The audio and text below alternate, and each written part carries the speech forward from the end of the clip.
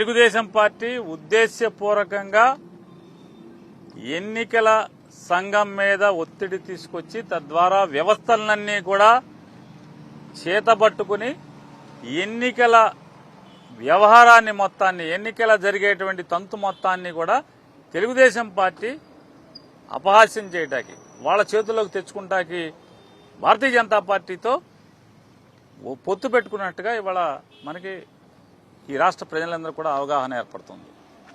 ఇవాళ రాష్ట్రంలో ఏ మూల చూసినా కూడా తెలుగుదేశం పార్టీ దుడుకు చర్యలు, దుందుడుకు చర్యలు, దౌర్జన్య కాండలు చేస్తున్నంతసేపు పోలీసు వ్యవస్థ కళ్లప్పగించి చూస్తూ వారి జోలికి వెళ్లకుండా కట్టడి చేయకుండా ఉద్దేశపూర్వకంగా తెలుగుదేశం పార్టీ వారితో లోబడిపోయి లొంగిపోయి ఎక్కడన్నా వైసీపీ వాళ్ళు తెలుగుదేశం చేసినటువంటి దాడులకి తిరుగుదాడి చేస్తుంటే లేకపోతే ఆత్మరక్షణ కోసం వాళ్ళని కాపాడుకునే ప్రయత్నంలో తిరగబడుతుంటే మొత్తం వైసీపీ వాళ్ళందరి మీద కూడా తప్పుడు కేసులు కడతాం.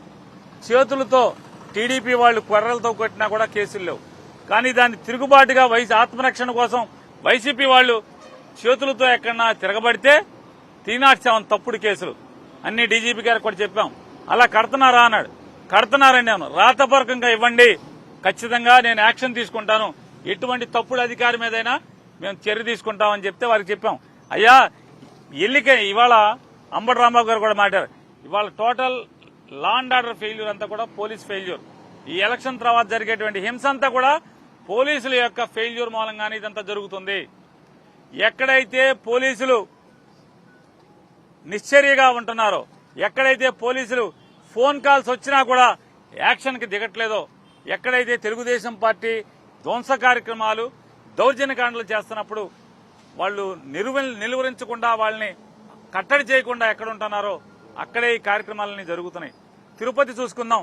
తిరుపతిలో వైఎస్ఆర్ కాంగ్రెస్ పార్టీ నాయకుడు పోలింగ్ స్ట్రాంగ్ రూమ్ దగ్గరికి వెళ్తే అతని కారు మీద దాడి చేసి ధ్వంసం చేస్తే పోలీస్ యాక్షన్ లేదు. కనీసం ఆపిన పోలీసు లేడు. కానీ అది జరిగిన గంటకు కూడా పోలీసు వచ్చి ఆపటం గాని, పోలీసు వచ్చి వాళ్ళని అరెస్టులు చేయడం గాని, చట్టపరమైన చర్యలు తీసుకోవడం గాని చేయకపోబట్టే ఇవాళ తిరుగుబాటు ఇదంతా కూడా. వెంటనే వైఎస్ఆర్ కాంగ్రెస్ పార్టీ వాళ్ళు పోలీసులు చేస్తున్నటువంటి తప్పుడు చర్యలకి మరి తిరుగుబాటు చేస్తే ఇవాళ ఏదో పెద్ద అక్కడ ఏదో జరిగిపోతుందని.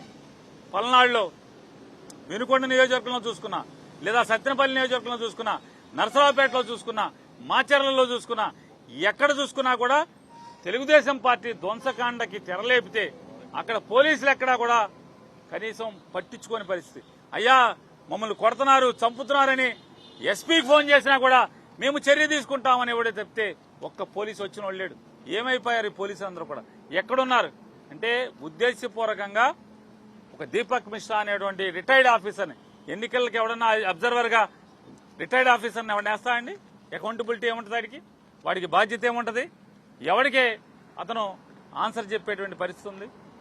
అకౌంటబిలిటీ లేనటువంటి ఒక రిటైర్డ్ అధికారిని పోలీస్ అబ్జర్వర్ గా ఆంధ్రప్రదేశ్ రాష్ట్రానికి పంపించి అతను సరాసరి ప్రతి ఎస్పీకి ఫోన్ చేసి థ్రెటన్ చేస్తున్నాడని అన్ని వార్తలు వస్తున్నాయి. ఇవాళ పోలీసు అందరూ కూడా వాపోతున్నట్టుగా విలేకరులు చెప్తున్నారు.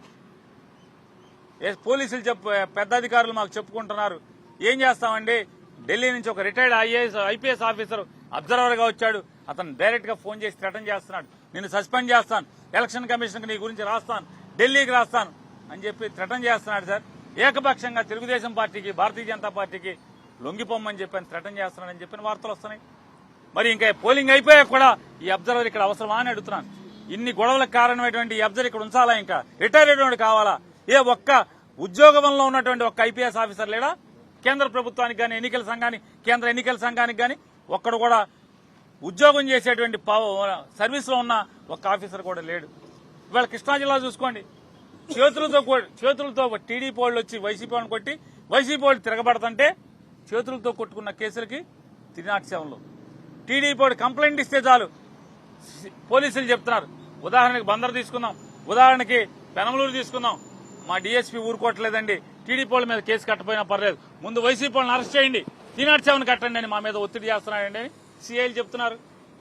నాకు చెప్పట్లా, మా కార్పొరేటర్ వెళ్తే చెప్తున్నారు, అందరికీ చెప్తున్నారు. మేమేం చేయమయ్యా, మా పైనుంచి ఒత్తిడి ఆగట్లేదు, పైనుంచి మా డీఎస్పీ ఊరుకోవట్లేదు, మా ఎస్పీ ఊరుకోవట్లేదు. టీడీపీ వాళ్ళు ఏం చేసినా మాట్లాడబాకండి, వైసీపీ వాళ్ళు అయితే కేసు కట్టేయండి వెంటనే. సింపుల్ గా చేతులతో ఇద్దరు కొట్టుకుంటే కొడతాకి మీరు నన్ను కొడతాకు వచ్చారు, నేను తిరుగుబాటు చేస్తానా చేయనా? కొడతాంటే ఊరుకుంటానా? పారిపోతానా? తిరుగుబాటు చేస్తే అంటే తిరగబడితే తిరినాటి శవంలో తప్పుడు కేసులు కడుతున్నారు, దొంగ కేసులు కడుతున్నారు, ఏకపక్షంగా వ్యవహరిస్తున్నారు. ఇవాళ మాచర్ల తీసుకోండి, లేదా గురజాలు ఈ ప్రాంతంలో అంతా కూడా ఎక్కడెక్కడైతే పోలీసు అధికారుల మీద పురంధేశ్వరి కంప్లైంట్ పెట్టిందో ఆ మార్చిన చోటే హింస జరుగుతుంది. వాళ్ళ మరి మారిస్తే బాగా జరగాలి కదా, పాత ఎస్పీలు ఉన్న చోట బాగా జరగాలి కదా, మరి తీసేసిన చోట మరి అక్కడ బాగున్నాయి. పాత ఎస్పీలు ఉన్న చోటేమో లా అండ్ ఆర్డర్ ఎంతో కొంత కంట్రోల్లో ఉండటం ఏంటి, మార్చిన చోట ఇంత హింస ప్రజల్లో పెట్టడం ఏంటి, ఇంత దుర్మార్గంగా సినిమాల్లో చూపించినట్టు మనకు కనపడతాం ఏంటి? ఎందుకు టీడీపీ వాళ్ళని ఏం కట్టడి చేయట్లేదు? వైసీపీ వాళ్ళ మీద తప్పుడు కేసులు కడుతున్నారు, ఇవాళ తప్పుడు అరెస్టులు చేస్తున్నారు. ఇవన్నీ చెప్పాం. ఆయన కేసు బాయ్ కేసు ఇవ్వమని చెప్పారు.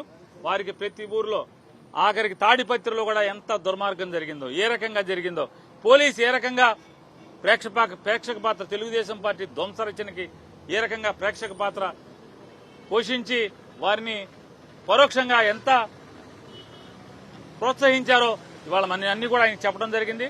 ప్రతి ఊరి గురించి కూడా ఆయనకు రికమెండేషన్ ఇచ్చాం. కేసు వారీగా అన్నిటి మీద ఆయన తప్పకుండా నేను విచారణ చేస్తాను, అందరి మీద ఎవడెవడున్నాడో ఆ తప్పుడు అధికారిని అందరి మీద సస్పెండ్ చేస్తానని కూడా డీజీపీ గారు మాట చెప్పారు. 100% తెలుగుదేశం పార్టీ, భారతీయ జనతా పార్టీ రెండూ కలిసి ఎన్నికల కమిషన్ ని లోపరుచుకుని తద్వారా ఇక్కడ ధ్వంసరచనకి, హింసరచనకి పాల్పడుతున్నది తెలుగుదేశం పార్టీ, భారతీయ జనతా పార్టీ.